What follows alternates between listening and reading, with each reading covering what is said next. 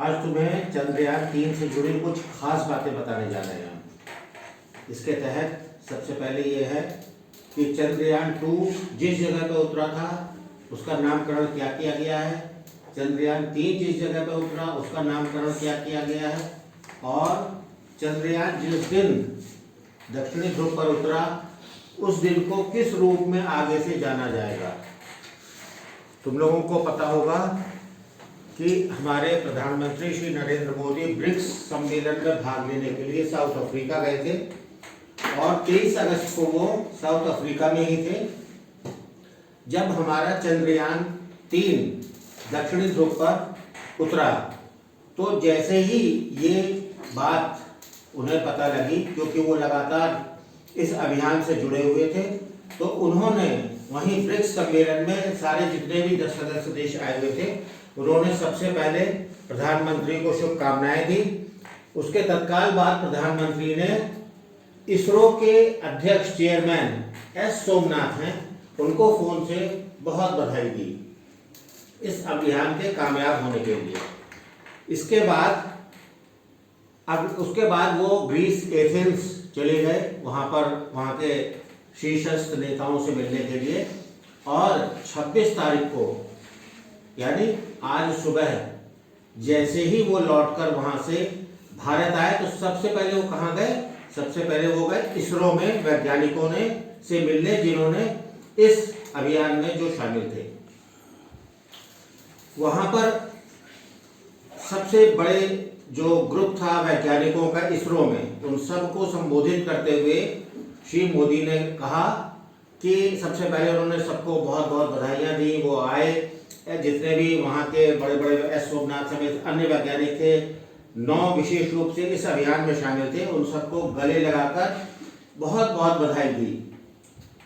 इसके बाद उन्होंने सारे वैज्ञानिक समुदाय को संबोधित करते हुए कहा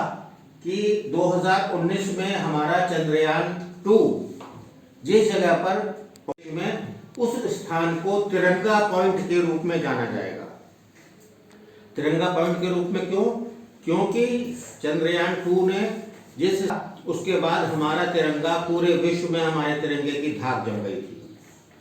इसके बाद प्रधानमंत्री श्री मोदी ने आगे संबोधित करते हुए कहा कि जिस स्थान पर चंद्रयान 3 दक्षिणी ध्रुव पर उतरा है उस स्थान को शिव शक्ति केंद्र, शिव शक्ति पॉइंट के रूप में जाना जाएगा। शिव शक्ति माने शिव जी की शक्ति, क्योंकि सारे वैज्ञानिकों का भी ये मानना है, केवल ऐसा नहीं है कि केवल हिंदू धर्म में आस्था रखने वाले लोग या इस तरह के धार्मिक लोग ही ये मानते हो कि ईश्वरीय शक्ति भी कुछ है। सारे वैज्ञानिकों की भी ये मान्यता है कि इस प्रकार के अभियान में या किसी भी बड़े कार्य में के सफल होने में अध्यात्म और ईश्वरीय शक्ति का विशेष योगदान रहता है। इसके बाद श्री प्रधानमंत्री ने आगे संबोधित करते हुआ कहा कि 23 अगस्त को चूंकि चंद्रयान 3 उतरा था, इसलिए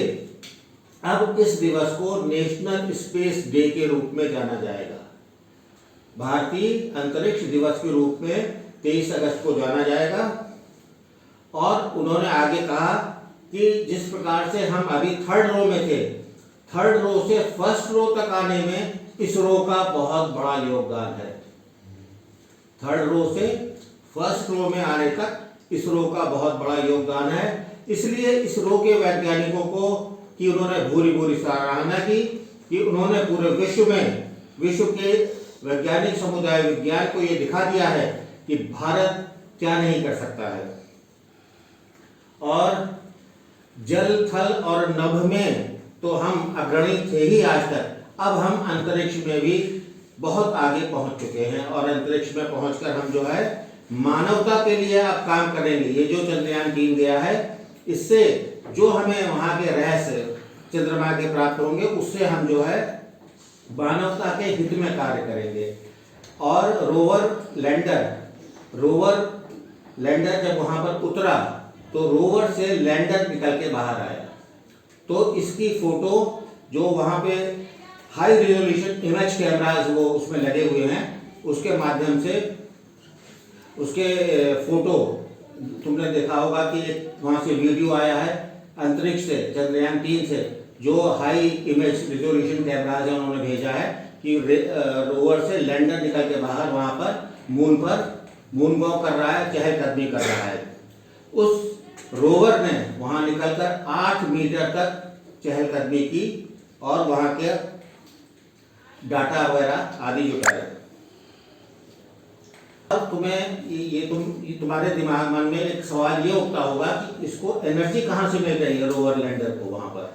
तो एक्चुअली ऐसा है कि लैंडर में जो है सोलर पैनल लगा हुआ है, सोलर पैनल लगा के इसमें भेजा गया है, जिससे इसको ऊर्जा मिल रही है, बिजली मिल रही है, और उसी की वजह से वो सक्रिय है। तो तुम लोगों से भी मेरा ये कहना है कि तुम लोगों को भी जो ये अभियान हमारा कामयाब हुआ है, इससे ये प्रेरणा लेनी है कि तुम्हें भी आगे विज्ञान के क्षेत्र में या किसी भी क्षेत्र में जाके, ये सब इनके अथक प्रयास का नतीजा है हमारे वैज्ञानिकों का, तो इससे प्रेरणा लेकर तुम्हें भी आगे चाहे बहुत बड़े वैज्ञानिक बनो, कल को इसरो में जाओ या किसी बड़े हमारे संस्थान में जाओ, जाके वहाँ पे देश के विकास के लिए काम करो, देश की सेवा करो।